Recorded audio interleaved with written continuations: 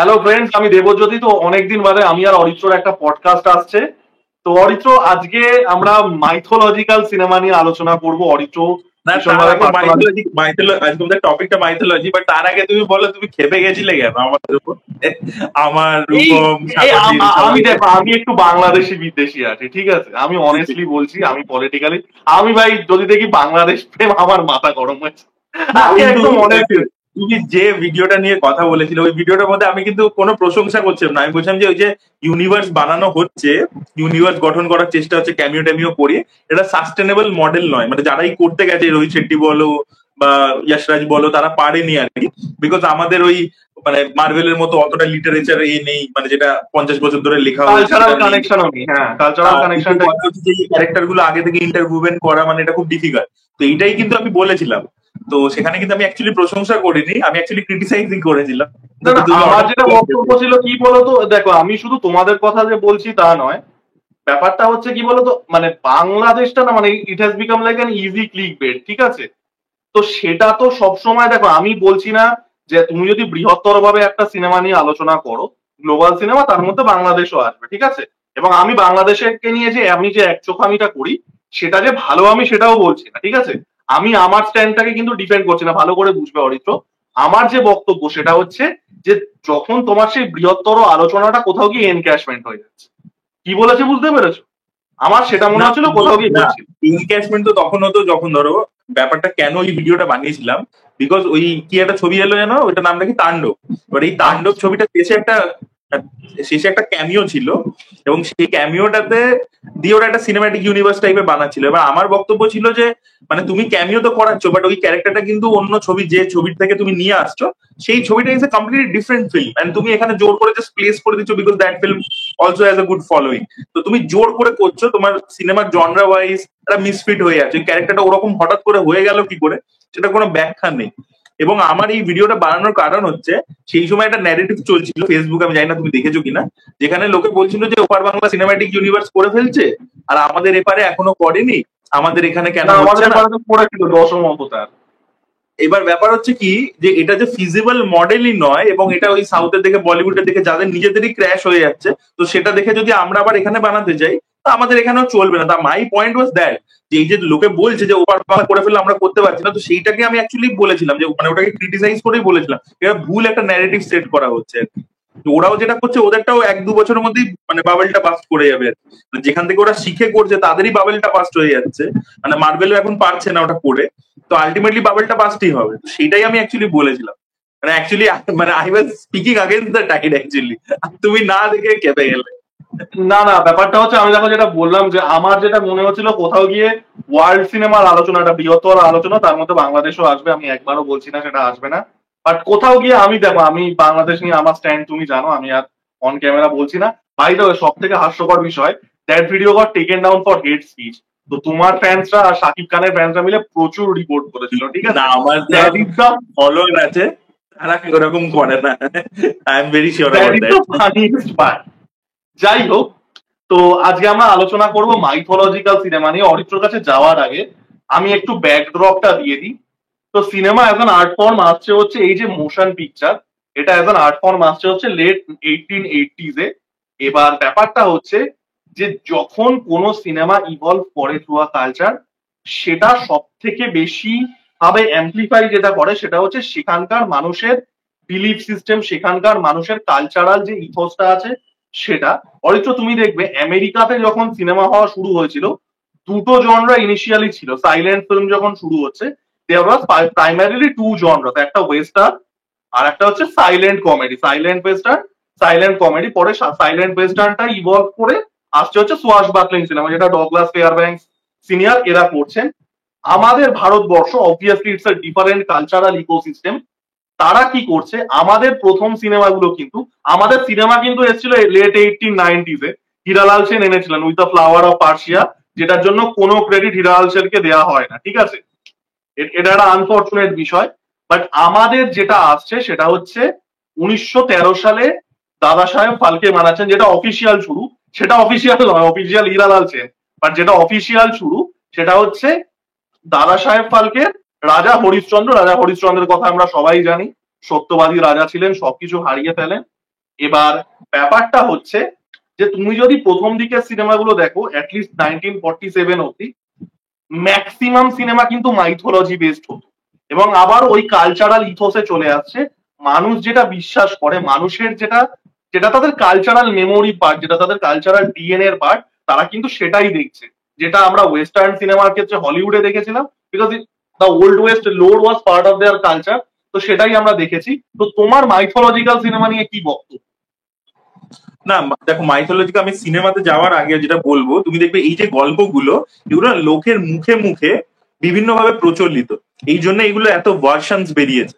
যেহেতু মানে প্রথম দিকে এগুলো কিন্তু না মানে ধরো যেগুলো নোটেড হয়েছে, মানে একটা তো লেখা আছে, বাট একটা ভার্সন মুখে মুখে প্রচলিত হয়েছে, এবং সেখানে জিনিসটা চেঞ্জ হতে হতেও গেছে।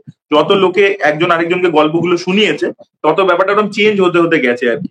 তো সেটার একটা প্রচলন এখানে ছিল।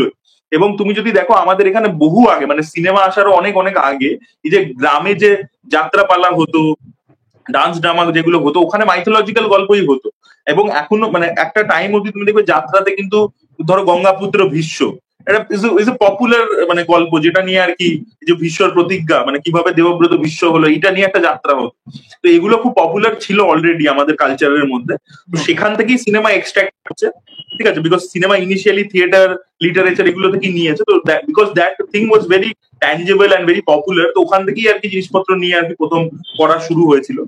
অ্যান্ড আমার মনে হয় যে এই গল্পগুলো ফিরে ফিরে আসা উচিত কোনো না কোনো ভার্সনে, ফর্মে, বিকজ আমাদের মাইথোলজিটাও, আমাদের যদি স্পেশালি তুমি ইন্ডিয়ান মাইথোলজি, হিন্দু মাইথোলজি ধরো, তো ইটস সাইক্লিক ইন নেচার, যেটা তুমিও বারবার বলো ভিডিওতে, যে এই ঘটনাগুলো ঘটেছে বারবার। মানে রামায়ণে একটা ঘটনা আছে যেরকম, যে মানে শ্রীরামকে নিয়ে যেতে দিচ্ছে না হনুমান, মানে শ্রীরামকে এবার পৃথিবী থেকে চলে যেতে হবে, বাট হনুমান নিয়ে যেতে দিচ্ছে না। তখন শ্রীরাম পাতালের মধ্যে একটা নিজের আংটি ফেলে দেয়, বলে হনুমান তুমি এটা নিয়ে এসো। তো যখন হনুমান নিচে যান, পাতালে যান, তখন উনি দেখেন ওরকম সেম আংটি মানে কয়েক কোটি কোটি পড়ে আছে। তো তখন মানে উনি বুঝতে পারেন যে ইনফিনিট সাইকেল হতে থেকেছে। এক্স্যাক্টলি, মানে এই ঘটনাটা বারবার বারবার ঘটছে। তো প্রত্যেকবার একবার করে রাম জন্মাচ্ছে, সাইক্লিক হচ্ছে ব্যাপারটা, আবার করে হচ্ছে, আবার করে হচ্ছে। তো এটা ঘটে যাচ্ছে। এবং এটার একটা খুব সুন্দর ইন্টারপ্রিটেশন আমি একটা গ্রাফিক নভেলে পড়েছিলাম। শ্রমিক দাশগুপ্ত বলে একজন আছে, তুমি ওনার নাম শুনেছো? গ্রাফিক নভেল লেখে আর কি। না। হ্যাঁ। তো আমার চ্যানেলে একটা ওনার বানানো শর্ট ফিল্মও রয়েছে, বম্বেতেও কাজ টাজ করেছে আর কি। ইভেন ক্রিসের যে আপকামিং ছবি আসছে, ওটাতে মানে ওটা আগে যখন ডেভেলপ হচ্ছিল, সেটার আর কি রাইটিং টিমেও ছিল আর কি। তো ওই শ্রমিক দা একটা গল্প লিখেছিল যে রামায়ণ মানে ফিউচারিস্টিক ওয়ার্ল্ডে আর কি, বুঝতে পারলে তো? যেহেতু বারবার বারবার রেকারিং ব্যাপারটা, তো তাই জন্য ফিউচারিস্টিক ওয়ার্ল্ডে যদি রামায়ণটা হয় ফিউচারে, তো তখন সেটাকে দেখতে কিরকম হবে, সেখানে কি কি ঘটনা ঘটবে। এবং ওটা মোস্ট প্রবাবলি ওটা যে পাবলিকেশন হাউস থেকে এসেছিল, সেটা মনে হয় শেখর কাপুর আছে না, ফিল্ম মেকার শেখর কাপুর, উনি মনে হয় ওটা প্রডিউসার ছিলেন আর কি, মানে ওটা পাবলিকেশন হাউসের ফান্ডিং ইত্যাদি উনি করছিলেন। তো খুব ইন্টারেস্টিং ওটা ব্যাপারটা ছিল। ওটা তিনটে পার্ট না দুটো পার্টের, তিনটে পার্টের মনে হয়, তিনটে পার্টের আর কি এটা গ্রাফিক নভেলটা ছিল, খুব ইন্টারেস্টিং ছিল আর কি। সো সেখান থেকেই আর কি গল্পগুলো আমার মনে হয় যে বারবার বারবার এটা রেকারিং থিম, তো তো এবং আমাদের মানে ইথসের সাথে যেহেতু কানেক্টেড, তো সেটা কোথাও গিয়ে একটা ঘুরে ফিরে আর কি আসা উচিত আর কি বিভিন্ন ফর্মে। হ্যাঁ, তো অরিত্র যেটা বললো খুব মানে ইন্টারেস্টিং একটা কথা বললো, সেটা হচ্ছে যে এই যে জিনিসটা, এই গল্পগুলো আমাদের জীবনের সাথে এত ওতপ্রোত ভাবে জড়িত, সেটা কিন্তু কোনো না কোনো ফর্মে আসতেই থাকে। আমরা আগে যখন দেখেছিলাম তখন মানে টেকনোলজিক্যাল লিমিটেশন ছিল, মানুষের কাছে কম্প্রিহেন্ড করার the ability to abstract was limited. তো তখন আমরা যে গল্পগুলো দেখতাম 1910s 20s 30s এ, ইভেন টকি আসার পরেও, সেই সিনেমাগুলো কিন্তু স্ট্রেট আপ অ্যাডপ্টেশন ছিল, যেটা অরিত্র বললো। ওই যাত্রাপালা, যেটা ওই যাত্রাপালারই অ্যাডপ্টেশন, আমরা থিয়েট্রিক্যাল অ্যাডপ্টেশন অফ সিনেমা দেখি, এটা কাইন্ড অফ সেটা ছিল সুর চড়ে। এবং তখন যারা অভিনেতারা, অর্থ তো তুমি তো জানবেই, যে যারা গান জানেন তাদেরকেই নেওয়া হতো, কারণ তখন প্লেব্যাক আসেনি, প্লেব্যাক এসেছিল আরো পরে, 30s এ, মিড 30s এ এসেছিল। তো এই জিনিসগুলো হতো। এবার তারপরে যেটা হলো সেটা হচ্ছে 1947 এ দেশ স্বাধীন হচ্ছে, দ্য কালচারাল কন্টেক্সট চেঞ্জ। আরো একটা ইন্টারেস্টিং কথা বলে রাখি আমি, যখন 1910 20s 30s এ সিনেমা হচ্ছে আমাদের, এবং আমি প্রথমেই এটা বলে দিতে চাই, এটা কিন্তু রিলিজিয়াস ডিসকাশন নয়, ঠিক আছে? This is a cultural discussion. এটা আমি মানে আমি নিজের ভিডিওতেও বলে দিই, this is a cultural discussion. আমি জিনিসটাকে অ্যাজ আ কালচার দেখি, this is not a religious discussion, প্রথমেই বলে দিলাম। তো অ্যাকচুয়ালি যে জিনিসটা হতো, যে আমাদের মানে আর্লি 20th সেঞ্চুরিতে বুঝতেই পারছো যে মানে একটা স্টিগমাটাইজেশন ছিল অফ সিনেমা। তো যারা মানে প্রাইমারিলি হিন্দু বাড়ির থেকে মানে অভিনয় করতে দেওয়াটা মানে ইট ওয়াজ কনসিডার্ড লাইক বাজে বা এই জিনিসগুলো করা হতো। তো প্রথম যারা স্টার হয়েছিলেন তারা অ্যাকচুয়ালিতে অ্যাংলো ইন্ডিয়ান্স ছিলেন, এবং তারপরে আসছে হচ্ছে যে যারা অন্য ধর্মের ছিলেন, so they actually played the character. সত্যবাদী রাজা হরিশ্চন্দ্রে তো প্রত্যেকটা ক্যারেক্টার ছেলে ছিল, ওখানে কিন্তু যে মহিলা ক্যারেক্টার গুলো তাদেরকে পুরুষ মানে তাদেরকে পুরুষদেরকে মহিলা সাজানো হয়েছিল। তো এই একটা জিনিসও কিন্তু ছিল, মানে আমরা যেটা বলি না যে আমরা সবসময় না, এবং এখন এটা পলিটিসাইজড হয়ে গেছে যে সবসময় না, এটা কিন্তু ধার্মিক লেন্স নয়, this is the cultural lens. এবং তুমি যদি দেখো আমাদের আমাদের তুমি তো জানবেই অরিত্র, আমাদের ইন্ডিয়ান সিনেমা এসছে যাদের জন্য তাদের মানে আমরা একজন, একটা হচ্ছে অ্যাংলো ইন্ডিয়ান, দ্বিতীয়ত হচ্ছে পার্সি। দে ক্রিয়েটেড সিনেমা, দে ক্রিয়েটেড ইন্ডিয়ান সিনেমা। সো এই যে জিনিসটা যে অ্যাংলো ইন্ডিয়ানরা কেউ কৃষ্ণ হচ্ছে, সুলোচনা বলে একজন ছিলেন, পেশেন্স কুপার ছিলেন, দে আর প্লেইং ফিয়ারলেস নাদিয়া, যদিও ফিয়ারলেস নাদিয়া ব্যাপারটা হচ্ছে কি এইটা আমি এখানে একটা ছোট্ট মানে আরো রিলেটেবল এক্সাম্পল দিচ্ছি দর্শকদেরকে। আপনারা বি আর চোপড়ার মহাভারত নিশ্চয়ই দেখেছেন, টেলিভিশনে বারবার রিপিটে হয়েছে, আপনারা নিশ্চয়ই দেখেছেন, খুব পপুলার 80s এর একটা শো। তার মেন রাইটার কে মহাভারতে? রাহি মাসুম রাজা। Rahi Masoom Raza is a Muslim person who is the writer of Mahabharat. এবং তুমি যদি সালিম জাভেদ, যারা দুজনেই মুসলিম, সালিম খান জাভেদ আক্তার, তারা আর্ডেন্ট ফলোয়ার অফ মহাভারত। তুমি ওদের যদি ইন্টারভিউজ দেখো, যে মহাভারতের থেকে ভালো স্ক্রিন প্লে, সালিম খান বলছে ভালো স্ক্রিন প্লে দুনিয়াতে কিছু নেই, if you study Mahabharat you will learn great screenplay writing. So actually এটা কালচারাল থিং কিন্তু। যেটা যদি বললাম আমি সেটাকে আর কি এমফাসাইজ করার জন্য আমি দুটো এক্সাম্পল দিলাম যেটা দর্শক রিলেট করতে পারবে আর কি। তো এটা কেউ জানছে তার মানে এটা নয় মানে তার সাথে কোনো রিলিজিয়াস কানেকশন নেই, মানে আপনি আপনি যে কোনো রিলিজিয়ানের হয়ে সবকটা অন্য রিলিজিয়ানের এগুলোকে জানতে পারেন, পড়তে পারেন, আপনার প্রচুর নলেজ গ্যাদার হবে, সেখান থেকে আপনি সেটাকে অন্য ফর্মেও ব্যবহার করতে পারেন আর সেটা লাইফ লেসন হতে পারে, সেটা আর্টে হতে পারে, এনিথিং। হ্যাঁ একদমই। এবং তারপরে যেটা হয়েছে, যেটা অরিত্র বললো, সেটা হচ্ছে যে রিলিজিয়ান যে মানে যে গল্পগুলো ছিল, religion is not the aspect, the stories are, এবং মানুষের জীবনের স্টোরি গুলো এত পার্ট যে সেটা হয়তো এক্স্যাক্টলি একটা ডিভোশনাল ফর্মে আসছে না, কিন্তু সেই গল্পগুলো আসছে, সেটা হয়তো আমরা ডিভোশনাল ব্যাপারটা হয়তো সরিয়ে নিচ্ছি, সেই গল্পগুলো আসছে। এবং এখান থেকে মানে you are the best person to মানে আস্ক অ্যাবাউট দিস, যে তামিল তেলেগু সিনেমা, বিশেষ করে তেলেগু সিনেমা সবসময় হচ্ছে মাইথোলজিক্যাল গল্প বলতো, সেটা ফর্ম চেঞ্জ হতে দেখেছে, but they always told the same stories. এবং এনটিআর সিনিয়র এরা তো করেইছেন কৃষ্ণের গল্প, ভীষ্ম পিতামহ, এগুলো করেছে। তো এই যে তেলেগু সিনেমায় primarily, probably even Tamil cinema, তো আমার অতটা না তামিল সিনেমা করেনি, তামিল সিনেমার এতটা ইয়ে নেই, তামিল করেছে বাট এই তেলেগুর মতো করেনি আর কি। তেলেগুর ওটাই প্রাইমারি ছিল, মানে mythological films were primary till the 70s। হ্যাঁ তেলেগু সিনেমা আমি কিছুটা জানি যে NTR senior primarily, NTR senior হচ্ছে আমাদের এনটিআর জুনিয়র, তার দাদু, আর আমাদের মহাপুরুষ আছে এক বালেয়া, তার বাবা। তো এনটিআর সিনিয়রের তো অনেকগুলো সিনেমা ছিল যেটা মাইথোলজি বেস, বেশিরভাগই তার সম্ভবত। তো সেই বিষয়ে তুমি যদি একটু বলো, কারণ আমার ব্যক্তিগতভাবে তামিল তেলেগু সিনেমা সম্পর্কে অতটা নলেজ নেই। না তামিল সিনেমা এতটা বেশি করেনি মানে এর ওপর, মাইথোলজির উপরে। তেলেগু সিনেমা প্রাইমারিলি করেছে। এবং এনটিআর সিনিয়র যেটা করতে খুব ইন্টারেস্টিং ব্যাপার, একটা উনি সিনেমা করেছিলেন, আমার নামটা এখন মনে পড়ছে, খুব বড় নাম আর কি। তো ওই ছবিটাতে মানে কর্ণ ওয়াজ দ্য হিরো, ঠিক আছে, he played Karna, he played Duryodhana also, he played Krishna also, ঠিক আছে, তিনটে রোল ছিল, ঠিক আছে। অ্যান্ড ওই গল্পটা পুরোটাই হচ্ছে যে দুর্যোধন এবং মানে আমাদের কর্ণর যে বন্ধুত্ব সেটার উপরে এমফাসিস করে। এবং তুমি যদি ছবিটা দেখো, ছবিটা ভিজিট করে দেখো, বা তুমি যদি ওটার ব্যাপারে একটু পড়ো, খুব ইন্টারেস্টিং অ্যাসপেক্ট লাগবে যে কর্ণ যেহেতু একটা সবসময় আউটকাস্ট তাকে করা হয়েছে, তার ট্যালেন্টটাকে সেইভাবে স্বীকৃতি দেওয়া হয়নি, যখন রঙ্গভূমিতে সে আসছে তাকে বলছে যে তোমাকে আমরা পার্টিসিপেটই করতে দেবো না, সেই যে একটা ক্ষোভ, একটা রাগ। এবার এইটাকে তুমি একটা সোশ্যাল কনটেক্সটে দেখো, যে একটা লোক ধরো তার প্রচুর স্কিল আছে বাট তাকে মানে তার যেহেতু সেই ক্লাসটা নেই বলে তাকে অ্যাকসেপ্টেন্সটা দেওয়া হচ্ছে না। এবার এটা সেই সেই গল্প মানে ও ওই লেন্স থেকে গল্পটাকে বলেছিল, বুঝতে পারলে তো। এবং ওখানে ওই ছবিটার মধ্যে মানে কৃষ্ণ আর কর্ণর মধ্যে একটা বন্ধুত্ব আমরা দেখতে পাই। অ্যাকচুয়ালি কৃষ্ণ আর কর্ণর কিছু কনভারসেশন আছে, বুঝতে পারলে তো, খুব ইন্টারেস্টিং। সেগুলো খুব ইন্টারেস্টিং, মানে যেখানে মানে কর্ণ আর কি কৃষ্ণকে জিজ্ঞেস করছে যে এটা কি আমার দোষ ছিল যে আমি আমি তো এইগুলো যেগুলো মানে হয়েছে আমার সাথে, এগুলো তো কনসিকুয়েন্সেস, মানে আমি তো ইচ্ছে করে প্ল্যান করিনি। আমাকে ছোট করছিল, অপমান করছিল, আমি সেই সময় আমাকে দুর্যোধন এসে অঙ্গরাজ্য দিয়েছে, আমি তো তার প্রতি লয়াল হব, ইট ইজ মাই ডিউটি।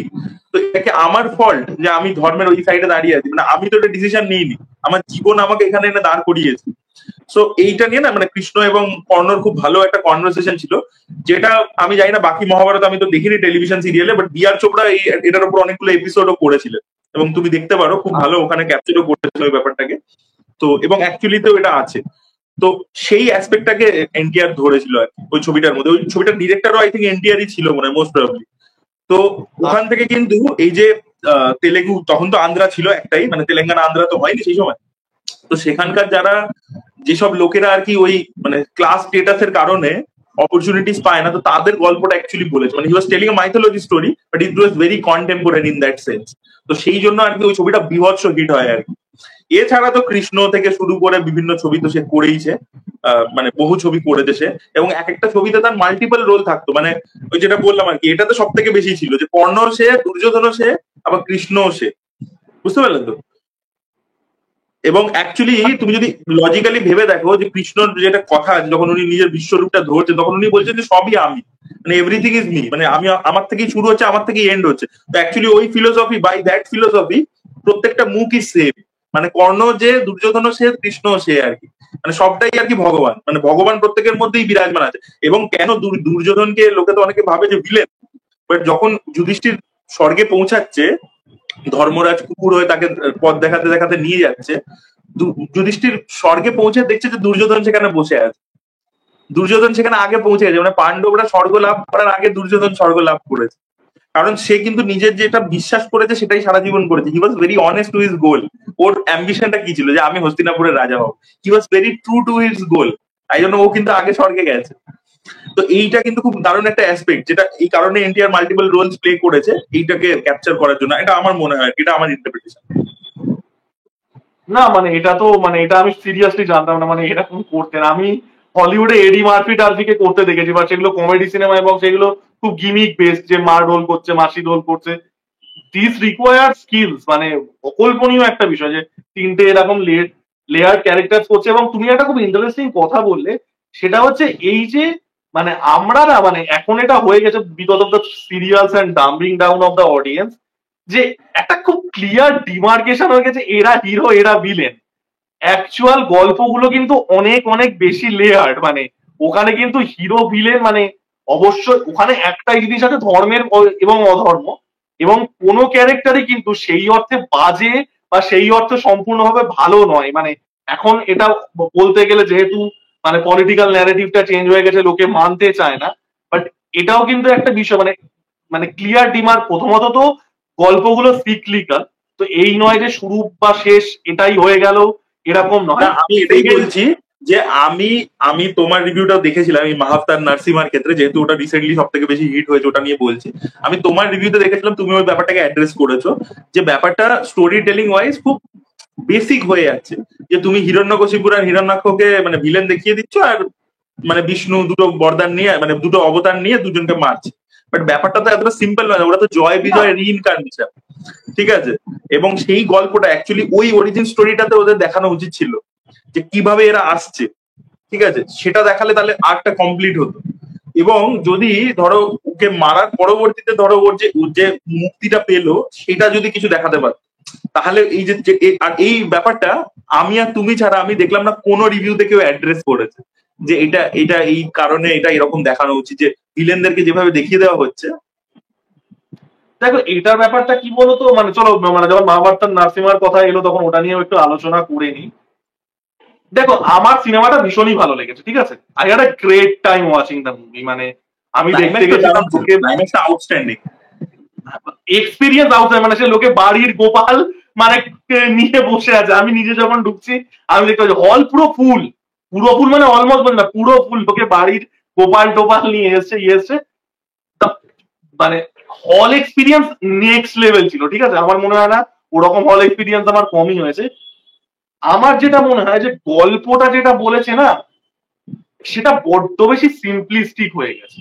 আমি খারাপ কিন্তু বলছি না, একটা সিম্পলিস্টিক স্টোরি খুব সত্যজিৎ রায় পথের পাঁচালীতেও সিম্পলিস্টিক স্টোরি বলেছেন।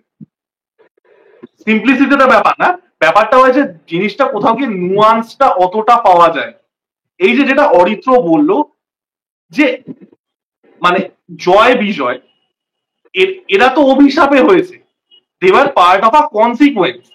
হিরণ্যকাশ্যপ এবং হিরণ্যাক্ষ তাদের যে জন্মটা, তারা 3বার জন্ম নেওয়ার কারণই ছিল তারা কৃষ্ণের হাতে বধ হয়ে, কৃষ্ণের বিভিন্ন অবতারের হাতে বধ হয়ে মারা যাবে। এরা কিন্তু তুমি যদি যখন বড় স্টোরিটা দেখো, তুমি একটা ছোট্ট এক্সট্রাক্ট তুলে নিলে সেক্ষেত্রে মনে হবে যে চলো এরা ভালো এরা খারাপ, সেটা কিন্তু নয়। It's part of a much larger story. তো সেটা কোথাও গিয়ে আমার মনে হয়েছে যে স্টোরিটার মধ্যে একটু নুয়ান্স থাকলে ভালো হতো। বাট আমি ওভারঅল সিনেমাটা এনজয় করেছি। তোমার সিনেমাটা কিরকম লেগেছিল বল? না, আমার সিনেমাটা খুবই ভালো লেগেছে। ওই যে ক্লাইম্যাক্সটা যেটা আমি বললাম action, but it could have been taken to next level. ঠিক আছে, মানে ওরা, আমি ওটা ভিডিওর মধ্যে বলেছিলাম যে সরাব অবতার যেটা আছে, যেটা যেটা হচ্ছে আমাদের মহাদেবের অবতার, যেটা যেটা আর কি মানে যখন নারায়ণ ঠান্ডা হচ্ছেন না, নৃসিংহদেব ঠান্ডা হচ্ছেন না, তখন আর কি ওই রূপটা নিয়ে আসে। এবং সেটা নৃসিংহরই মতো রূপ, আরো বড় এবং ডানা রয়েছে। এবং বলে যে তাদের দুজনের মধ্যে ফাইট হয়েছিল একটা, এবং ওই ফাইটটা চলেছিল 100 বছর ধরে। ঠিক আছে, তো ওই ওই জিনিসটাকেও যদি ক্যাপচার করতে পারতো। এবার দেখো, এবার এটাও আমার সত্যি কথা যে এটা পুরোটা একটা সিনেমার মধ্যে ক্যাপচার করাও ডিফিকাল্ট। আমার মনে হয় ওটাকে নিয়ে একটা স্ট্যান্ড অ্যালোন ফিল্ম হতে পারে, যে ওটাকে নিয়ে একটা ওই ওই যুদ্ধটাকে নিয়ে একটা স্ট্যান্ড অ্যালোন ফিল্ম হতে পারে। না না, অবশ্যই যেটা অরিত্র গল্পটা বলে, আই থিঙ্ক মহাদেবের অবতারটার নাম কি, সর্বেশ্বর অবতার আই গেস। বাংলাতে তো মনে হয় হ্যাঁ তাই বলে। বাংলাতে তো সর্বেশ্বর, মানে আমি তো বাংলাটাই জানি। তো সর্বেশ্বর অবতার। এবার আমার যেটা ভালো লেগেছিল হচ্ছে সিনেমাটা, সেটা হচ্ছে ওই সেকেন্ড মানে লাস্টের 20-25 মিনিট, যখন ওই পিলারটা ক্র্যাক করা শুরু করছে, পিলারটা আস্তে আস্তে ক্র্যাক হয়ে লাস্টের 20 মিনিট দুর্দান্ত ছিল সিনেমাটা, মানে অ্যাকশন, সিনেমাটা প্রচন্ড ভায়োলেন্ট ওই জিনিসটা। এবার অ্যাকচুয়ালি লাস্টে যখন মানে মানে মহাভারতের মানে নরসিংহা, যিনি নরসিংহ, ভগবান নরসিংহ, তিনি যখন তার জঙ্গার ওপরে ইয়েকে শুইয়ে, হিরণ্যকশ্যপকে শুইয়ে, তিনি কিন্তু ওই কথাগুলোই বলছেন যেগুলো আমরা বলছি, যে আমি সৃষ্টি, সবকিছুই আমি, তুমি যেটা করেছো সেটাও আমি, ফলাফলও আমি। তো ওই জিনিসগুলো যদি গল্পের মধ্যে, এই যে অল এনকাম্পাসিং ব্যাপারটা, এই যে শুধুমাত্র মানে যে লেয়ারটা আমরা দেখছি সেটা নয়, সেটা আরেকটু দেখানো যেতে পারে, তুমি যেখানে গল্পে বলে দিচ্ছ। আমি কমেন্টে অনেকজনকে দেখলাম যে তারা বলছে না ভিলেন গুলোকে কেন পজিটিভ দেখা হবে, ভিলেনদের কেন কোনো ইমোশনাল সাইড দেখা। আমি বলছি ওরা তো ভিলেন ঠিক নয়, মানে ওদের তো জন্মটা হয়েছেই বিষ্ণুর হাতে মরার জন্যই। তো সেটা তো ওরা ভিলেন ঠিক নয়, তো প্রথম কথা। এবং প্রত্যেকটারই একটা পারপাস আছে। ভগবান ইচ্ছে কখনো কখনো, এই যে আমরা বলছি যে এই গল্পটার মধ্যে যে বিষ্ণু এবং মহাদেব একসাথে লড়াই করছে, ঠিক আছে, বিষ্ণু এবং মহেশ্বর লড়াই করছে। আবার এরকম ঘটনাও আছে যেখানে ব্রহ্মা বিষ্ণু মহেশ্বর একসাথে জন্ম নিয়েছে, জানো তো। একটা দত্তাত্রেয় বলে একটা ভগবানের একটা রূপ আছে, দত্তাত্রেয় বলে, নাম শুনেছো দত্তাত্রেয়? না, 3টে মাথা আছে, 3টে মাথা আছে। ব্রহ্মা বিষ্ণু মহেশ্বর একসাথে জন্ম নিয়েছিল একজন মহিলার পেটে, অনুসুয়া বলে, তার পেটে জন্ম নিয়েছিল। এবং সেই 3টে মাথা দত্তাত্রেয় বলে, মানে ব্রহ্মা বিষ্ণু মহেশ্বর একসাথে জন্মেছে। তো কিছু গল্পে এরকমও আছে, কিছু গল্পে এরকম আছে, আমি তোমাকে বলছি যে মানে বিষ্ণু মহাদেবকে এত সুন্দর করে সাজিয়েছে যে তারপরে বলছে যে তোমার রূপটা দেখে আমার এত ভালো লাগছে যে মানে আমি চাই, আমি একবার তোমার এই রূপটা নিয়ে জন্মাতে চাই। এরকমও ঘটনা আছে। তো তাদের মধ্যে বন্ডিংও আছে, কিছু জায়গায় বিশাল ঝামেলাও আছে, মারামারিও আছে। তো মানে এটা অনেক কিছু আছে এটার মধ্যে। মানে এটা তুমি জাস্ট না ওরকম হিরো ভিলেন কখনো কেউ মানে ওরকম ভাবে বলে দিতে পারে। আমি একটা কথা জিজ্ঞাসা করছি, তুমি এই কথাটা বললে, আমরা মহাদেবের যে দেবাদিদেব অবতার, যেটা আমরা মহাদেব কল্পনা করি, ওই ভুজগেন্দ্র আরাম, মানে গলায় সাপ জড়ানো, হাতে আর কি ডুগডুগি, বাঘের ছাল পরা, ওই রূপটার সাথে তুমি বললে বলে আমার মনে পড়লো কৃষ্ণের যে মানে বিষ্ণুর যে কৃষ্ণ অবতার, যেটা ভগবত গীতা এবং মহাভারতে, সেখানে কৃষ্ণের ডেপিকশন কিন্তু অনেকটা লুক ওয়াইজ সেম, গায়ের রং, মানে এটা তুমি ভেবে দেখবে, তুমি বললে বলে আমি এখন ডটটা কানেক্ট করলাম। না আমার এখন ওইটা মনে নেই যে ওই মানে যখন উনি মানে বেসিক্যালি হয়েছিল কি যে মহাদেব বলেছিলেন যে আমি বৈরাগী হয়ে যাবো, আমি আর বিয়ে করবো না যখন সতী মারা যায়। তো তারপরে আর কি পার্বতী ওনাকে কনভিন্স করবার চেষ্টা করছিল বিয়ের জন্য। তো সেই তখন আর কি মানে উনি তো যেহেতু বৈরাগী হয়ে থাকতেন, ছাই ফাই মেখে থাকতেন, তো সেই জন্য আর কি কৃষ্ণ ওনাকে মানে বিষ্ণু ওনাকে সাজিয়ে দিয়েছিল আর কি, বুঝতে পারলে তো, মানে লুক ওভার টাইপের করে দিয়েছিল, মেক ওভার না আমরা কি বলি ওইসব।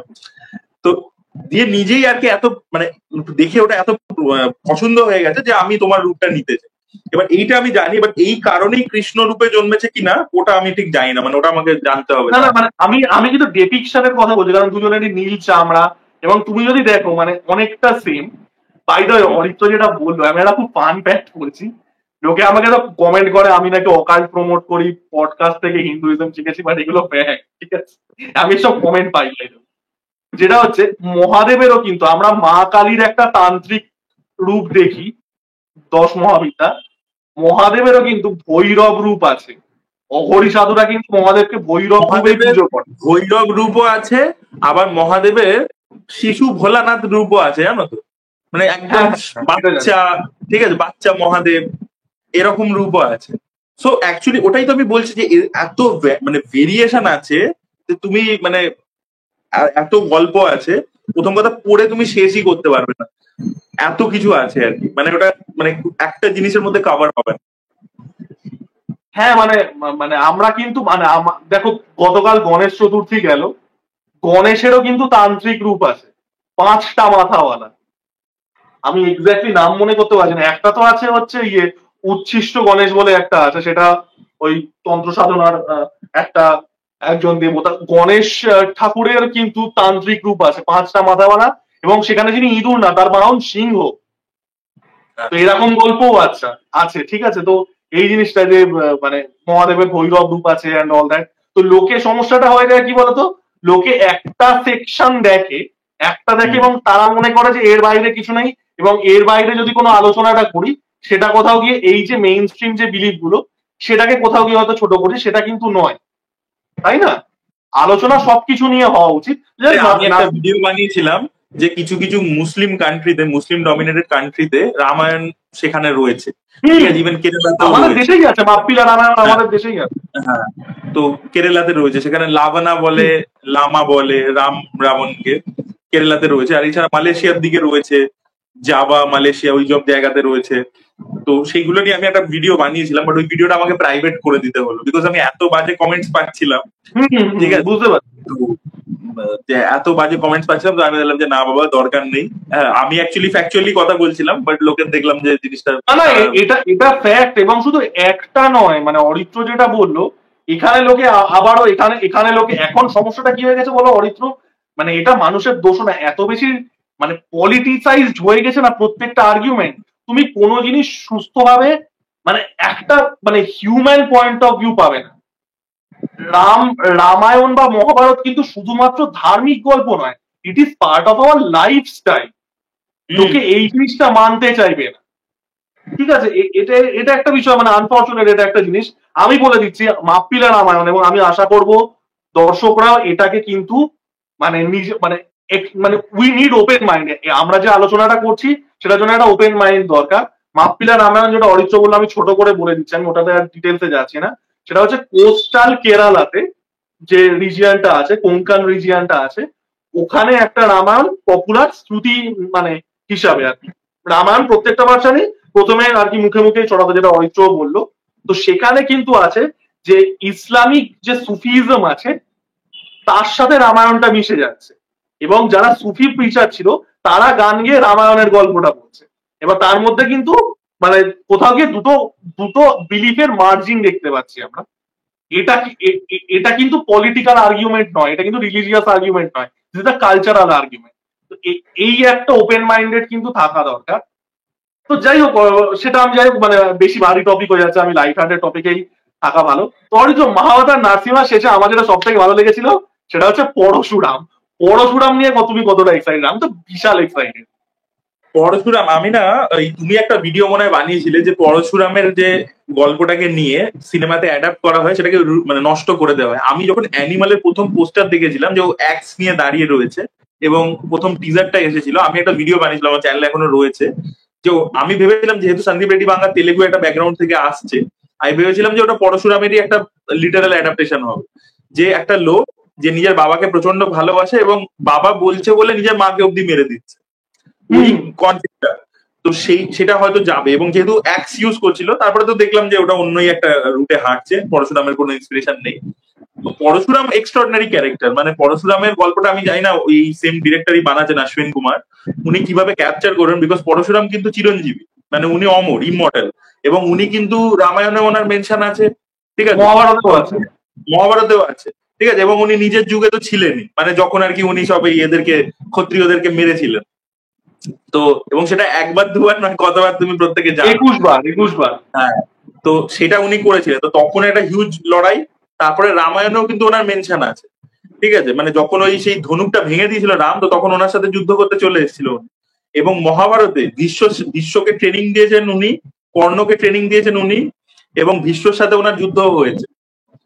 যখন অম্বা, যে পরবর্তীকালে শিখণ্ডী হয়ে জন্মায়, তো সেই অম্বা, অম্বালিকা, অম্বিকা, এদের তিনজনকে যখন ভীষ্ম নিয়ে এসেছিল, তো তখন দিয়ে তারপরে অম্বা বলে যে আমি শাল্যরাজকে মানে ভালোবাসতাম, আমি তার সাথে বিয়ে করতে, তো ভীষ্ম তাকে ফেরত পাঠিয়ে দেয়। তো শাল্যরাজের কাছে যখন ফেরত যায়, শাল্যরাজ বলে যে তোমাকে ভীষ্ম নিয়ে গেছে, আমি বিয়ে করতে পারবো না, আমি কি ভিক্ষা হিসাবে নেবো নাকি তোমাকে? তো তখন অম্বা গিয়ে বলে যে আপনি আমাকে বিয়ে করুন। তো ভীষ্ম বলে আমি তো প্রতিজ্ঞা করেছি আমি আজীবন ব্রহ্মচারী থাকবো। এবার তখন অম্বা খুব অপমানিত হয়, অম্বা ঠিক করে যে আমি ভীষ্ম থেকে প্রতিশোধ নেব। তো অম্বা বিভিন্ন জায়গায় ঘুরছিল, ঘুরতে ঘুরতে একটা ঋষি মুনির আশ্রমে গেছে, সেখানে পরশুরামের সাথে ওনার দেখা হয়েছে। তো পরশুরাম আমাকে বলে যে কি আমার আমার ছাত্র দেবব্রত তোমাকে থেকে জিতে নিয়ে গেছে স্বয়ম্বর থেকে, আবার গিয়ে বিয়ে করছে না, আমি যাচ্ছি। হস্তিনাপুরে বাইরে এসে উনি দাঁড়ালেন এবং বললেন যে দেবব্রতকে আসতে বল। তো ভীষ্ম এলো, এসে বললো যে বলুন আপনি এলেন, ভিতরে এলেন না কেন? বললো যে না আমি আসবো না, তুমি অম্বাকে এক্ষুনি বিয়ে করো। তো ভীষ্ম বললো যে দেখো আমার আমার পক্ষে তো সম্ভব নয় গুরুবার। তো তখন বললো যে তাহলে তোমাকে আমার সাথে যুদ্ধ করতে হবে। ভীষ্ম তো প্রতিজ্ঞা ছিল। হ্যাঁ, তো ভীষ্ম বললো যে ঠিক আছে, আমি তাহলে আপনি যখন বলছেন এত করে, তাহলে আমাকে যুদ্ধ করতে হবে। এবার একদিকে পরশুরাম, একদিকে ভীষ্ম, এবার দুজনের মুখোমুখি হয়েছে।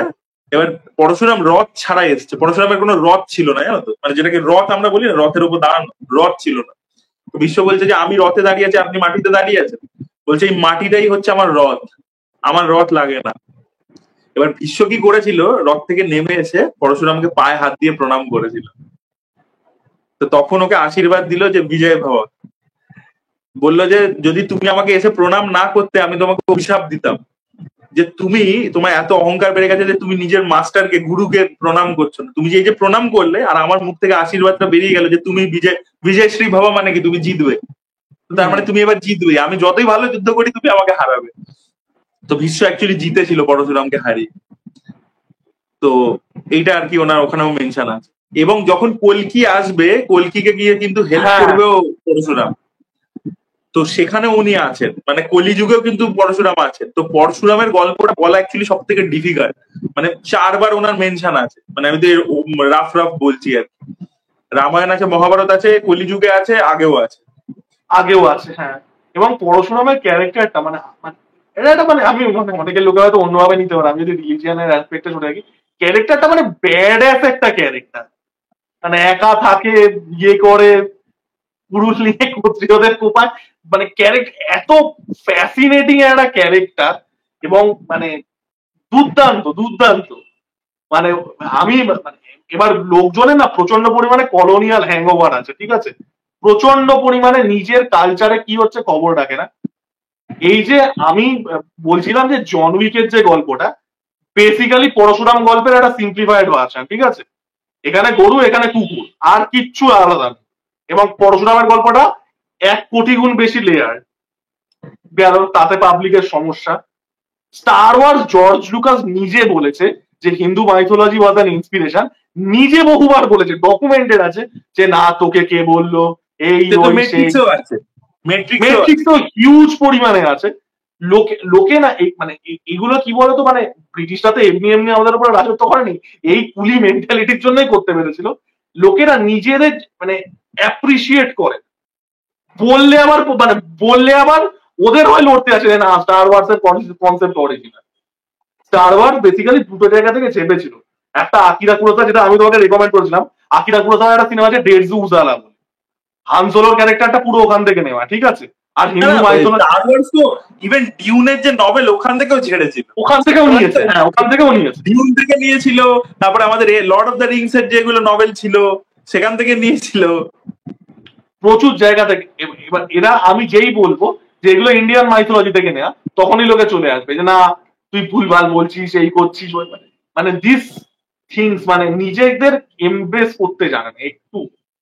মানে ইভেন তুমি এই যে দেখো এমসিইউর গল্পটা, এটা তো ফান্ডামেন্টালি এই যে মাল্টিভার্সের গল্পটা, এটাই তো আমাদের গল্প, তাই না? অনেকগুলো ভার্সান আছে, সিক্লিক্যালি জিনিসপত্র হচ্ছে, কোনো একটা মানে একটা কোনো সিঙ্গুলার গল্প কিছু নেই, কারোরই নেই, একটা কোনো সিঙ্গুলার ভার্সন অফ ইভেন্টও নেই। তো এই যে জিনিসগুলো লোকে লোকে না, মানে আমাদের নিজেদের কালচারকে আমরা যথেষ্ট পরিমাণে অ্যাপ্রিসিয়েট করি না আমরা। আর এই যখন অ্যানিমেটেড সিনেমার কথা হচ্ছে, একটা সিনেমাই এসেছিল দাশাবতার বলে, কামাল হাসানের দাশাবতারের কথা বলছিলেন, একটা অ্যানিমেটেড দাশাবতার বলে একটা ছবি এসেছিল ওই 2009-10 সালে বা 8 সালে হবে। ওইটাতে সবকটা অবতারকে দেখিয়েছিল, মানে একটা সিনেমার মধ্যে সবকটা অবতারের গল্প অল্প অল্প করে দেখিয়েছিল, আর ওটাও বেশ ভালো ছিল আর কি।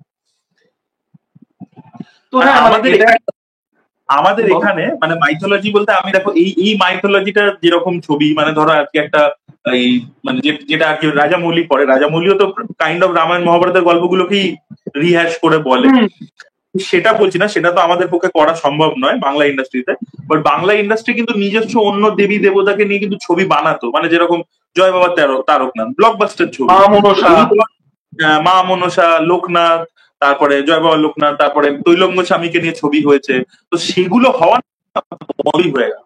এই বামা খেপা বলে ছবিটা আসছে, ওটা মোস্ট প্রবলি হয়তো কালী পুজোতে রিলিজ করবে। কি করছেন? এটা যে টেলিভিশনে বামা খেপা হতো সব্যসাচী, ওই করছে আর কি। ও আচ্ছা। আর ডিরেকশন দিচ্ছে সায়ন্তন ঘোষাল, ডিরেকশন হচ্ছে সায়ন্তন ঘোষাল, এসবিএফ এর প্রোডাকশনের ছবি। তো ওইটা যদি কালী পুজোর সময় এসে যদি সুপারহিট হয়, তাহলে এই ধরনের ছবি, এই মাইথোলজিক্যাল ছবির আরো মানে বাড়বে আর কি।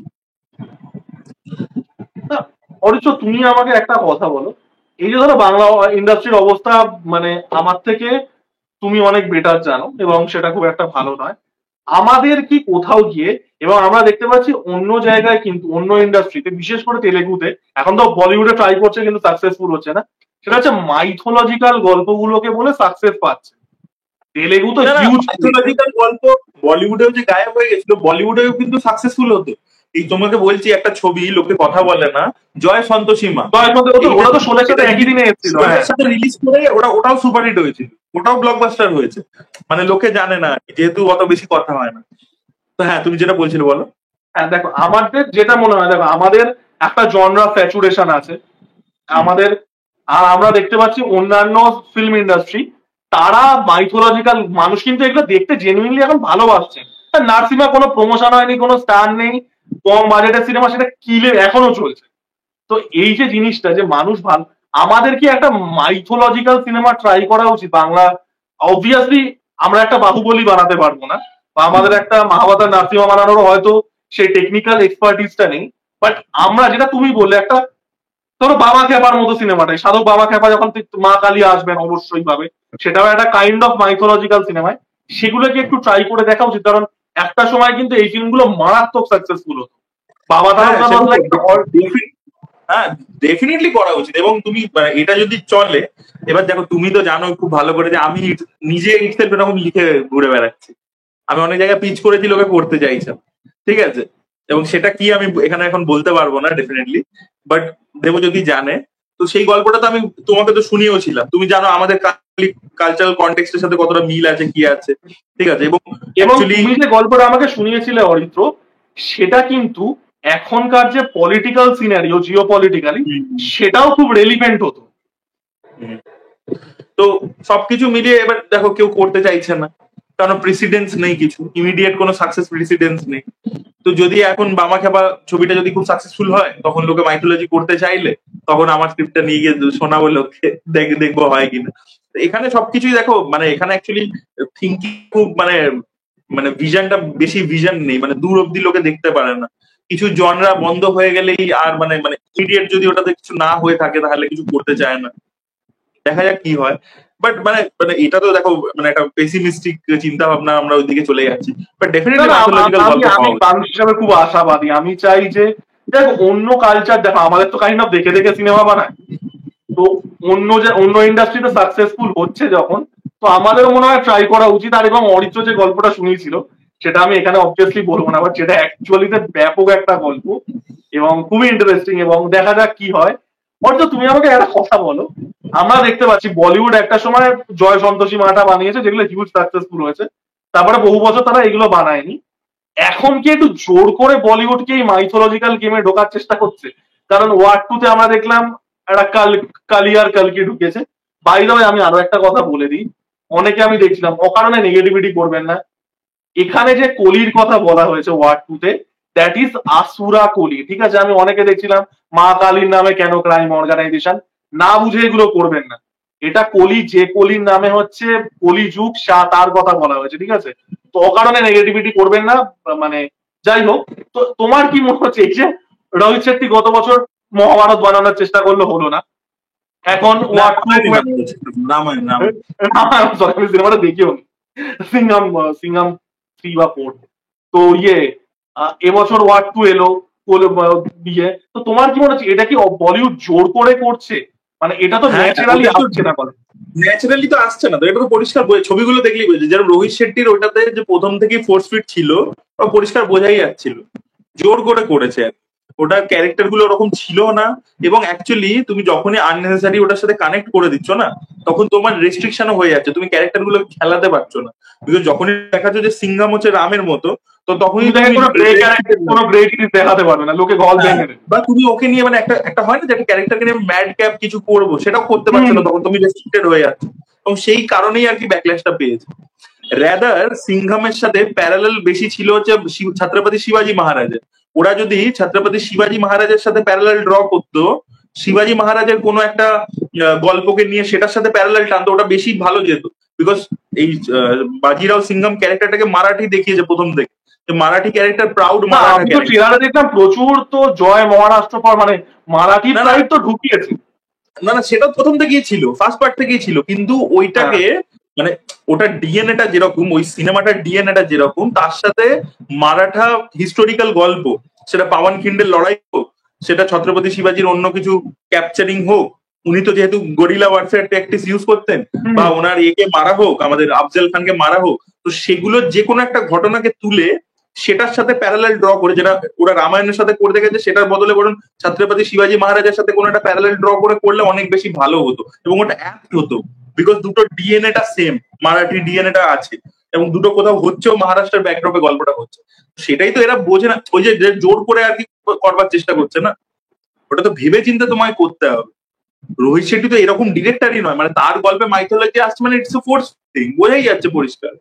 হাওয়া চলছে, চলো ওটা ঢোকাই। হ্যাঁ, হ্যাঁ তো অরিত্র আপকামিং মানে সিনেমা যেগুলো আছে সেগুলোর মধ্যে আমরা কিন্তু দেখতে পাচ্ছি যে মাইথোলজিক্যাল সিনেমা কাইন্ড অফ কিন্তু একটা জাইডগাইস্ট আবার ফিরে এসছে। গত বছর হনুমান সিনেমাটা তুমি দেখেছিলে, তোমার রিভিউ আমি দেখেছিলাম, খুবই ভালো, মানে আমি তো বিশাল এন্টারটেইনড হয়েছিলাম। ওটাও কাইন্ড অফ কিন্তু মাইথোলজিক্যাল সিনেমায়, লর্ড হনুমানের জাস্ট প্যাকেজিংটা সুপার হিরো। এবছর মহাভারত নাথিমা সাকসেসফুল হলো। আমরা আমরা কিন্তু দেখতে পাচ্ছি কান্নাড়া ফিল্ম ইন্ডাস্ট্রি এবং তেলেগু ফিল্ম ইন্ডাস্ট্রি, দুটো ফিল্ম ইন্ডাস্ট্রি কিন্তু খুব অ্যাক্টিভলি এই জিনিসগুলোকে পুশ করছে, এগুলো নিয়ে সিনেমা বানাচ্ছে। তো দেখা যাক ইন ফিউচার মানে নেক্সট কয়েক বছরে আশা করছি জিনিসটা হবে, এবং আশা করছি বাংলা ফিল্মও এগুলোকে নিয়ে অ্যাডপ্ট করবে। কারণ তা না হলে মানে মানুষটা ইভেনচুয়ালি, দেখো আমাদেরকে, আমি আমেরিকান নই, আমি রাশিয়ান নই, সেটাকে আমাকে কি বানায়? আমি তো কালচারটা বানায়, তাই না? End of the day it বয়েলস down to the culture, যে আমার কালচারাল মেমোরি কি আছে। তো দেখা যাক কি হয়। হোপফুল অর্থ স্ট্রিটটাও যদি গ্রিনলিট হয়ে যায় তাহলে তো আমরা এখানেও দেখতে পাবো। তো যাই হোক, এই ছিল আমাদের ডিসকাশন। আর আহ, এরকম পডকাস্ট আরো অন্যান্য কি বিষয়ে দেখতে চান সেটা জানাবেন। এবং অরিত্র, থ্যাংক ইউ, মানে অনেকদিন বাদে তোমার সাথে কথা হলো, তো থ্যাংক ইউ। আর তুমি এরকম মাঝে সাঝে রেগে যেও না হুটহাট, না জেনে আগে ভিডিওটা না দেখে না, নাও, দেখো বাংলাদেশিটা আমার ট্রিগার পয়েন্ট, তো কিছু করার নেই। আর বলো